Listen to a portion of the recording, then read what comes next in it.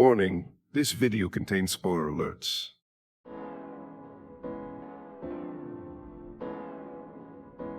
In this series, we'll be looking at every movie in the Godzilla franchise, from 1954 to 2024, and learn about the many monsters who were introduced.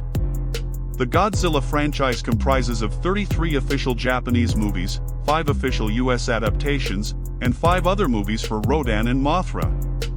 For those not familiar with the events and characters in the franchise, this series will help you get familiar with them. Now for the 15th movie of the franchise, Terror of Mechagodzilla, 1975. It started by showing Godzilla throughout his battles in the Showa era.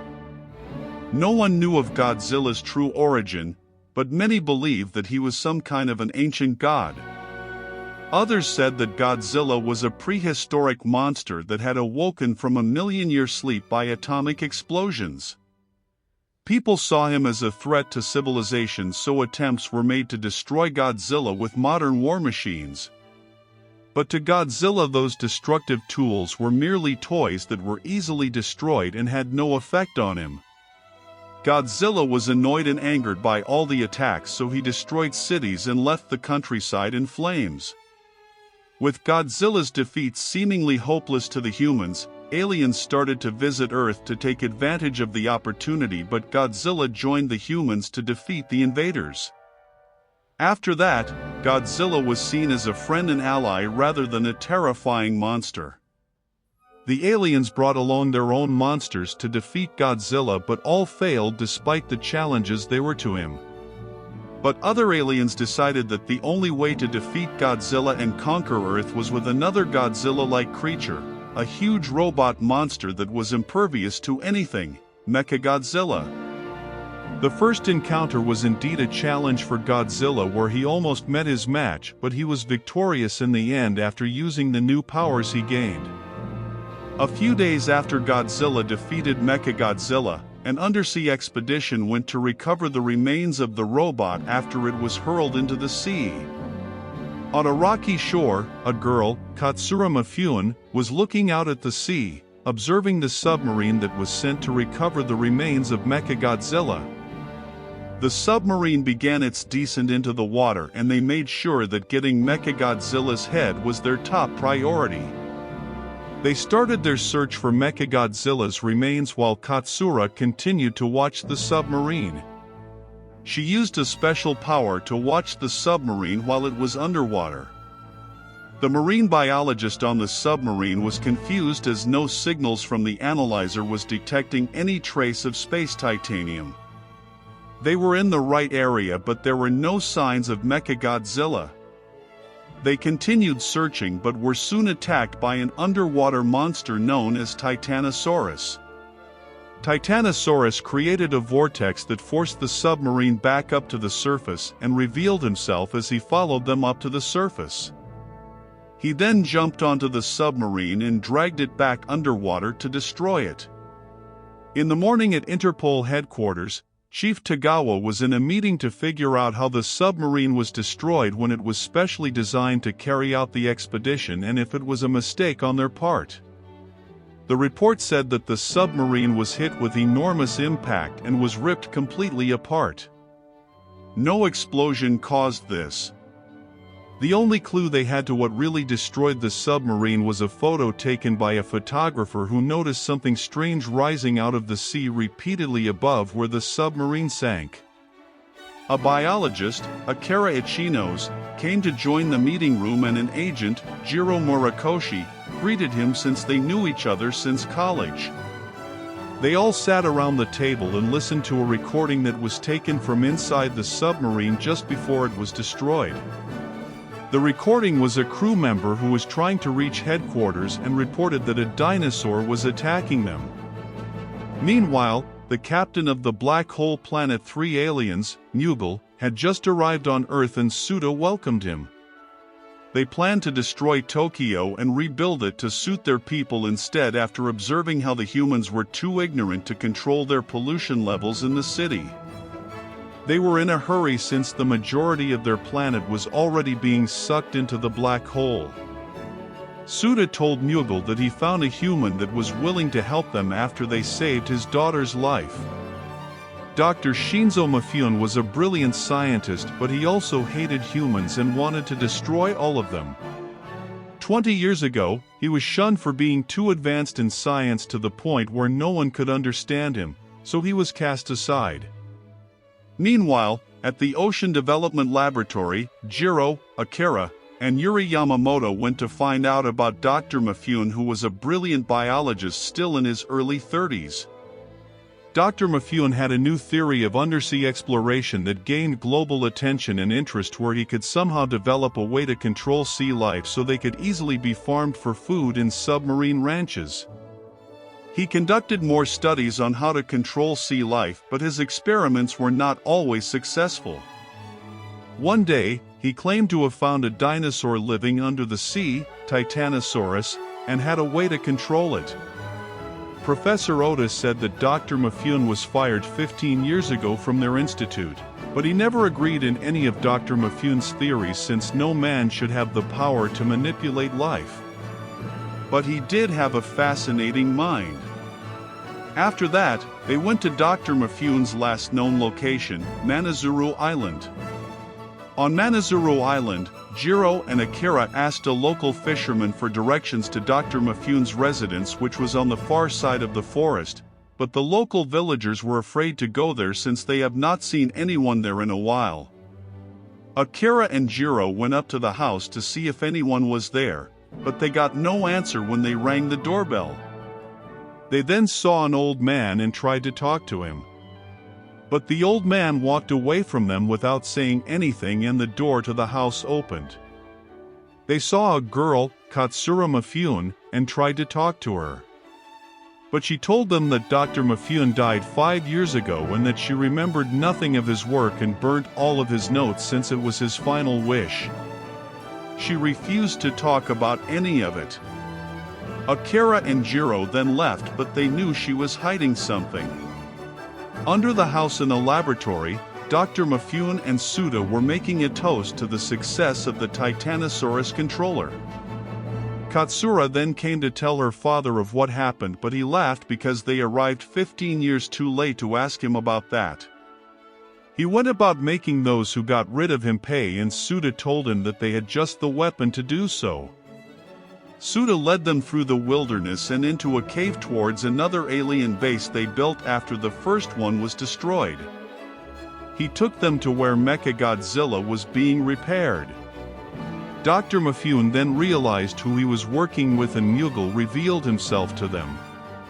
Mughal said that they found Mechagodzilla's remains and brought it back to land after Godzilla sank it during their battle. He asked Dr. Mifune for his help in Titanosaurus since they shared similar plans in wiping out the humans and killing Godzilla. Then they got an alert that one of their slaves had escaped, and Suda took some henchmen with him to get the slave back. The slave was wandering through the forest to get away from the alien henchmen who were after him.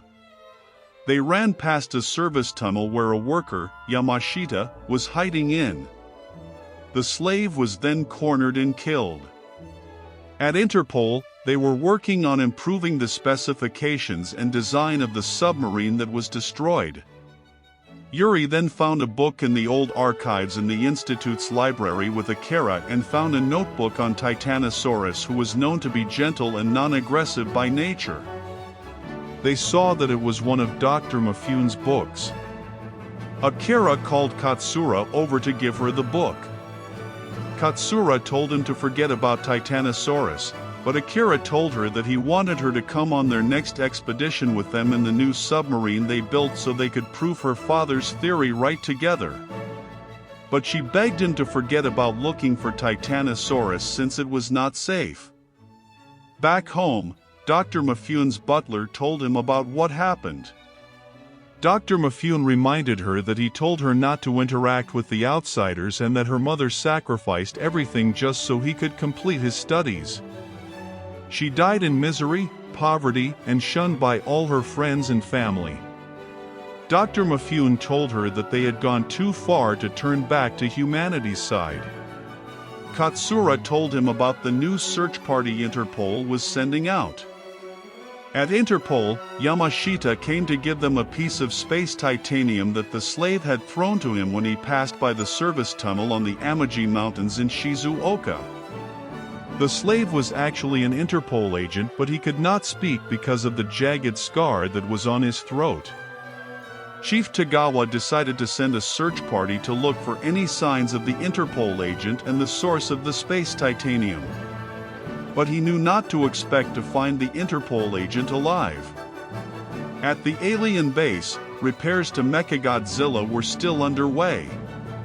Dr. Mifune was inside Mechagodzilla's head, helping with the last of the repairs, but he said Mechagodzilla would only be the perfect robot monster if it were able to utilize living brain cells.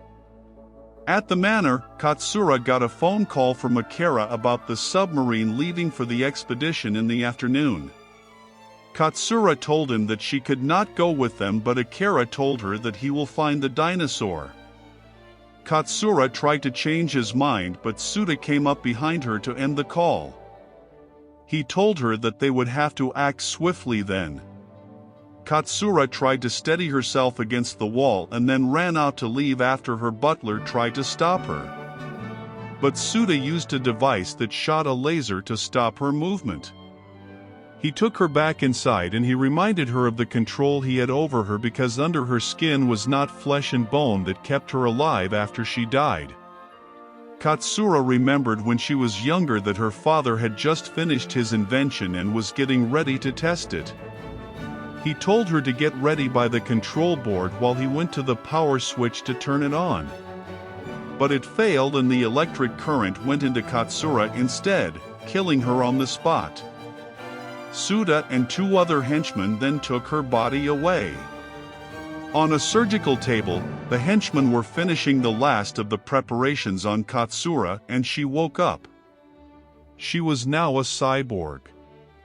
Suda reminded her that no one will love a cyborg and that the only emotions that controlled her mind were vengeance and hate, so she should forget about the humans since they were of no concern to her.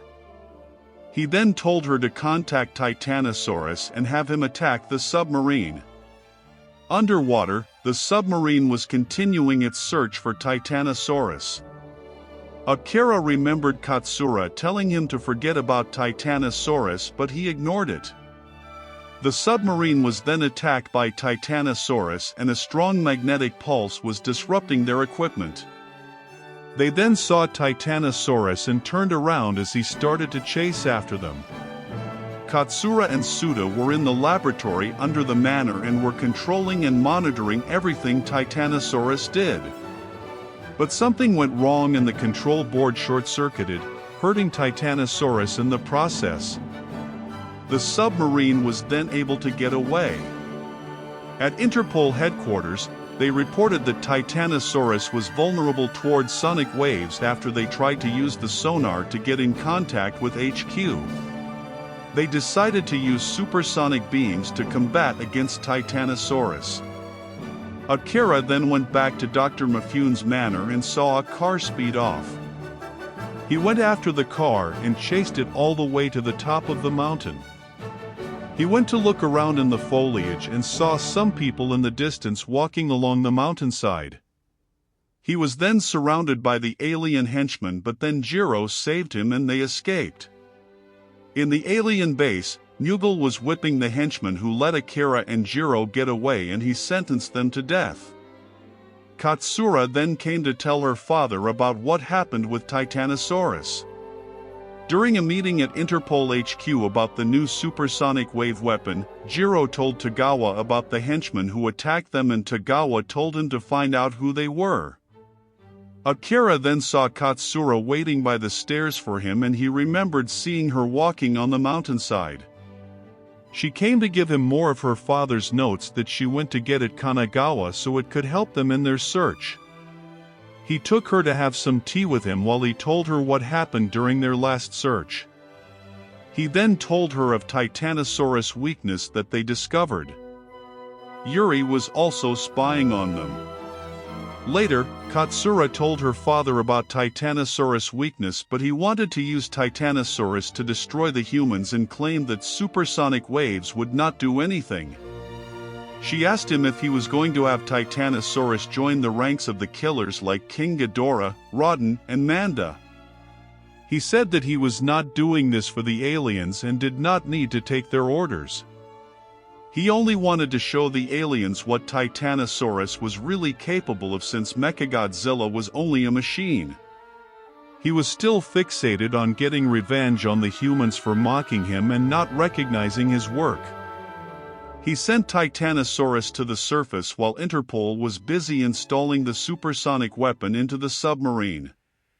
The military got into position, waiting for Titanosaurus to appear. When Titanosaurus did appear, they discovered that all the circuitry in the device was cut and they had to send it back to HQ. Titanosaurus began his attack on the city and the military fought back. They wondered who could have cut the circuitry and saw Katsura and her butler leaving from nearby. They hid themselves and avoided being seen by Akira and the military. At the alien base, Suda came to tell Mughal that Dr. Mifune sent Titanosaurus out to attack the city without their permission, which could spoil their plans. But Mughal already knew and told him that they did not need to be in a rush to stop him. He showed Suda a device that was tracking Godzilla because they knew he was Mechagodzilla's strongest enemy. They saw that Godzilla was coming to challenge Titanosaurus and Mughal wanted them to fight. He wanted Titanosaurus to be killed and Godzilla badly injured so Mechagodzilla would be able to defeat Godzilla on his own. The city was being evacuated while the military tried to fend off Titanosaurus' attack. A squad of fighter jets were attacking Titanosaurus but were destroyed when he jumped up to them to block their path. Titanosaurus continued to destroy buildings while the people evacuated. Then he got hit with a blast of atomic breath. Godzilla came into the city to fight Titanosaurus while Katsura went into the forest to get away from the soldiers who were still after her. They found her but she blinded them with a flash of light from her eyes. One of the soldiers fired his gun blindly and shot Katsura, causing her to fall off the cliff and into the sea. Dr. Mifune then took control of Titanosaurus and diverted him towards where Katsura fell off. Godzilla wanted to know where Titanosaurus was going and was confused as to why he just left during their fight. Back in the office, Akira could not believe that Katsura would be the one to sabotage their device even after she gave them her father's notes.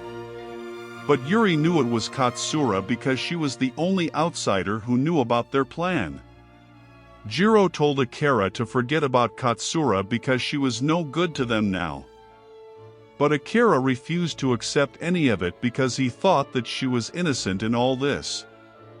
He stormed out of the office and Jiro stopped Yuri from going after him. Back at the alien base, the henchmen were busy working on repairing Katsura and Mughal told Dr. Mifune that he should follow his orders when given to him after what happened. Dr. Mifune agreed since he was grateful for their help in saving his daughter's life again. Back at Interpol HQ, they needed 2 days to repair the device but Tagawa wanted it done in 1 full day because there were no weapons left to defend the city after the first attack. Jiro told Tagawa that he will head north to locate the alien base. At the alien base, Mughal told Dr. Mifune that the controller for Mechagodzilla was inside Katsura and that the base was starting to be surrounded by the humans, which would not take them long to find their base. He told him that he will let them come to the base and destroy it as soon as Mechagodzilla leaves. Mughal told him that Interpol would never think of Katsura being the controller and that this was basically what he wanted. Katsura was now a cyborg and Dr. Mifune wanted a robot who ran on living brain cells to create the perfect monster robot. Mughal told him that Katsura's hatred now controls Mechagodzilla and she would drive him to destroy everything when she gets even angrier. Suda told Dr. Mifune that after this was over, he could live happily alone with his daughter. Dr. Mifune went over to his daughter to make sure that she was all right. But she was unresponsive when she opened her eyes, and her heart was directly connected to the controller for Mechagodzilla. Back at the manor, Akira went to find Katsura since he still wanted to continue her father's work, but he was cornered and ambushed by the alien henchmen. They took him to the laboratory in the basement, and he met Dr. Mifune and the aliens. The henchmen had Akira tied up and took him to sit in a corner. He tried to reason with Dr. Mifune to stop the aliens, but he told him his pleas fell on deaf ears. Katsura, Suda, and Mughal piloted Mechagodzilla remotely from the laboratory. The Interpol agents watched Mechagodzilla leave the alien base and went inside to search through the base. But they only found the trapped slaves there, who told them the base was going to explode. They took all of the slaves and escaped just before the base exploded. Mechagodzilla and Titanosaurus were attacking the heart of Tokyo, and Interpol were left unprepared. Mughal commanded Mechagodzilla and Titanosaurus through Katsura to destroy everything.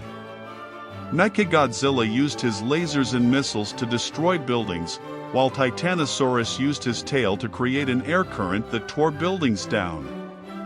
They continued their attack while the city was still being evacuated. Two boys wanted to get a closer look at Titanosaurus but were chased down. Godzilla then appeared and tackled Titanosaurus to the ground. Godzilla got up, and Titanosaurus used his tail to create an air current that would stop Godzilla from coming. Godzilla held his ground when everything around him was blowing away, and he got closer one steady step at a time. But Mechagodzilla shot him in the shoulder with his laser eyes to throw him off balance. Godzilla tried to get up, but Titanosaurus kicked him over a hill, causing him to fall into a hole. They then went after him. Godzilla and Titanosaurus continued fighting while the scientists at Interpol headquarters were almost finished with the device. Mechagodzilla continued to fight and shot Godzilla in his back with his laser eyes after seeing Godzilla lift Titanosaurus into the air. They fell on top of each other, and Titanosaurus rolled off of Godzilla to get back up. Godzilla struggled to get back up, and a squad of fighter jets came to distract them. Godzilla knocked Titanosaurus over, but Mechagodzilla resisted and shot the fighter jets with his laser eyes. Godzilla and Titanosaurus continued fighting, and Mechagodzilla shot a missile at Godzilla. Godzilla was stunned, and white smoke was coming out of his mouth as he collapsed motionlessly. Titanosaurus kicked Godzilla back into the hole, and Mechagodzilla used his missiles to bury him inside the hole. Meanwhile, Interpol had the device ready and were taking it on a helicopter towards Titanosaurus. The Interpol agents with the slaves decided to go down towards Dr. Mifune's house and requested more soldiers. At the house, Akira was trying to get himself free and told Katsura that this was not her. But she ignored him. They then saw the helicopter approaching Titanosaurus. Titanosaurus kept stomping around where Godzilla was buried, and a device was shot into him from the helicopter. They sent the supersonic waves into Titanosaurus, and the device that was controlling him short-circuited. Akira kept trying to get loose of his bindings, and more of the equipment began to short-circuit. The helicopter kept sending more supersonic waves into Titanosaurus, and Godzilla dug his way out of the hole he was buried in before Mechagodzilla could fire his missiles at them. He blasted his atomic breath at Mechagodzilla, causing him to fall over, but he got back up. Katsura fired everything Mechagodzilla had to stop Godzilla from coming closer towards Titanosaurus. Godzilla pushed through despite all of the attacks and grabbed onto Mechagodzilla. He tried to flip him over, but he was too weak from the attacks. He then grabbed onto his tail and spun him around and around. He then grabbed onto him from behind. The helicopter was still sending supersonic waves at Titanosaurus to drive him away. Akira then got free from his bindings and wrapped it around Suda's neck to knock him out. Katsura grabbed onto the gun on the floor and pointed it at Akira. Akira told her that she did not have what it took to shoot him, but she told him that she was a cyborg. Jiro then came and shot her before she could pull the trigger. Akira then went over to try to wake her up. Meanwhile, Godzilla was able to tear off Mechagodzilla's head from his body but threw it aside when he saw that Mechagodzilla was still standing and had a brain to function on his own. Mechagodzilla shot lasers into Godzilla's shoulder, causing him to fall over in pain. Dr. Mifune's house was surrounded by Interpol agents and soldiers, and Mughal tried to escape with Dr. Mifune. But Jiro shot Dr. Mifune and Mughal left him behind. Katsura was awake and saw her father die. Akira told her that even though she was a cyborg, he still loved her. He told her that she was not to blame for any of this since it was not her fault. He saw that she shed tears, which made her still human. Katsura asked him to kill her because the controller to Mechagodzilla was inside her stomach. Akira could not do it no matter how much she begged him. She reached for the gun that was on the floor and shot herself. Mechagodzilla short-circuited and Katsura died. Godzilla then ran over to Mechagodzilla and hurled him away into the hole. He blasted his atomic breath at him and he exploded. Titanosaurus then ran away and Godzilla went after him. Mughal was trying to escape through the forest and jumped off the cliff into the sea. 3 flying saucers came out of the sea and Godzilla saw them fly off while he held Titanosaurus in place. Godzilla destroyed the aliens with his atomic breath and held Titanosaurus in place for the helicopter to send one more supersonic wave into him. He tossed Titanosaurus aside and blasted his atomic breath at him. He did it again and Titanosaurus fell unconscious into the sea. On the hillside, Akira was holding Katsura's body in his arms and placed her on the grass. Jiro covered her with his jacket and the others came to see her. Godzilla then left.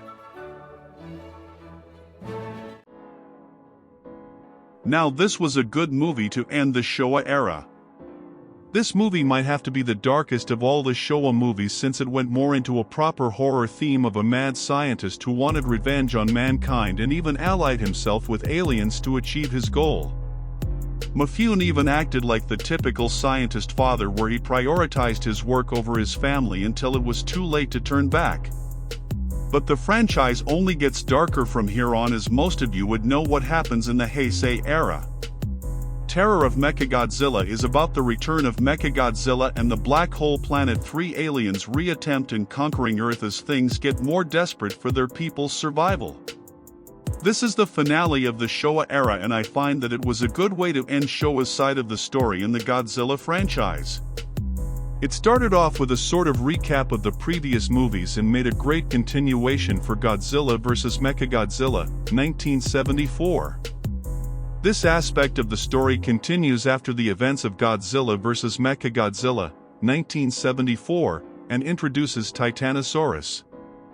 In the next movie, we will be entering the Heisei era, where the Godzilla franchise takes its transition into the original darker theme of the franchise that originated in the first movie, Gojira, 1954. Be sure to like and subscribe for more. Until next time.